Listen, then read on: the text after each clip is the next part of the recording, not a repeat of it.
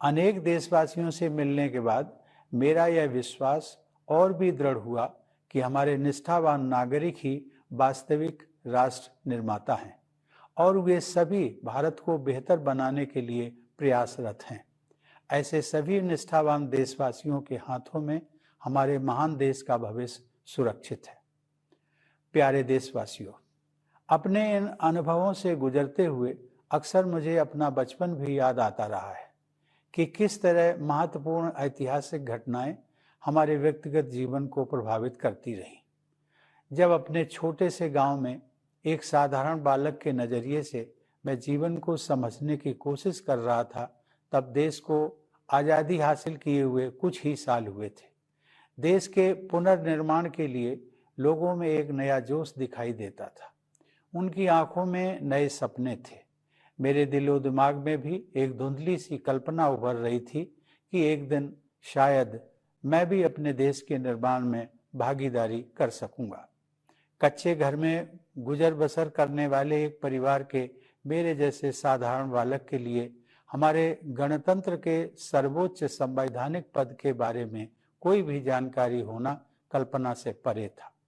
लेकिन यह भारत के लोकतंत्र की ताकत है कि इसमें हर नागरिक के लिए ऐसे रास्ते खुले हैं जिन पर चलकर वह देश की नियति को संवारने में अपनी महत्वपूर्ण भूमिका निभा सकता है। कानपुर देहात जिले के परौख गांव के अति साधारण परिवार में पला बढ़ा वह रामनाथ कोविंद आज आप सभी देशवासियों को संबोधित कर रहा है। इसके लिए मैं अपने देश की जीवंत लोकतांत्रिक व्यवस्था की शक्ति को सत सत नमन करता हूँ। चूंकि मैंने अपने गांव का उल्लेख किया है, तो मैं इस बात का भी उल्लेख करना चाहूँगा कि राष्ट्रपति के कार्यकाल के दौरान अपने पैतृक गांव का दौरा करना और अपने कानपुर के विद्यालय में वयोवृद्ध शिक्षकों के पैर छूकर उनका आशीर्वाद लेना मेरे जीवन के सबसे यादगार पलों में हमेशा शामिल रहेंगे। इसी साल प्रधानमंत्री जी भी मेरे गांव परौख आए और उन्होंने मेरे गांव की धरती का मान बढ़ाया। अपनी जड़ों से जुड़े रहना भारतीय संस्कृति की विशेषता है। मैं युवा पीढ़ी से यह अनुरोध करूंगा कि अपने गांव या नगर और अपने विद्यालयों तथा शिक्षकों से जुड़े रहने की इस परंपरा को आगे बढ़ाते रहें। प्यारे देशवासियों, आजकल सभी देशवासी आज़ादी का अमृत महोत्सव मना रहे हैं। अगले महीने हम सब भारत की आज़ादी की 75वीं वर्षगांठ मनाएंगे। हम 25 वर्ष की अवधि के उस अमृत काल में प्रवेश करेंगे जो स्वतंत्रता के शताब्दी वर्ष अर्थात 2047 में पूरा होगा। ये विशेष ऐतिहासिक वर्ष हमारे गणतंत्र के प्रगति पथ पर मील के पत्थर की तरह है।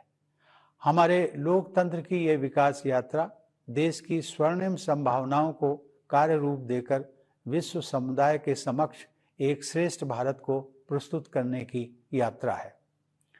आधुनिक काल में हमारे देश की इस गौरव यात्रा का आरंभ ब्रिटिश हुकूमत के दौरान राष्ट्रवादी भावनाओं के जागरण और स्वाधीनता संग्राम के साथ हुआ। 19वीं शताब्दी के दौरान पूरे देश में पराधीनता के विरुद्ध अनेक विद्रोह हुए। देशवासियों में नई आशा का संचार करने वाले ऐसे विद्रोहों के अधिकांश नायकों के नाम भुला दिए गए थे। अब उनकी वीर गाथाओं को आदर सहित याद किया जा रहा है। 19वीं सदी के अंतिम तथा 20वीं सदी के आरंभिक वर्षों में नवीन जन चेतनाओं का संचार हो रहा था और स्वाधीनता संग्राम की अनेक धाराएं प्रवाहित हो रही थी। वर्ष 1915 में जब गांधी जी स्वदेश लौटे, उस समय देश में राष्ट्रीयता की भावना और भी प्रबल हो रही थी। अनेक महान जन नायकों की उज्जवल आकाश गंगा का जैसा प्रकाश हमारे देश को 20वीं सदी के आरंभिक दशकों में प्राप्त हुआ, वह विश्व इतिहास में अतुलनीय है।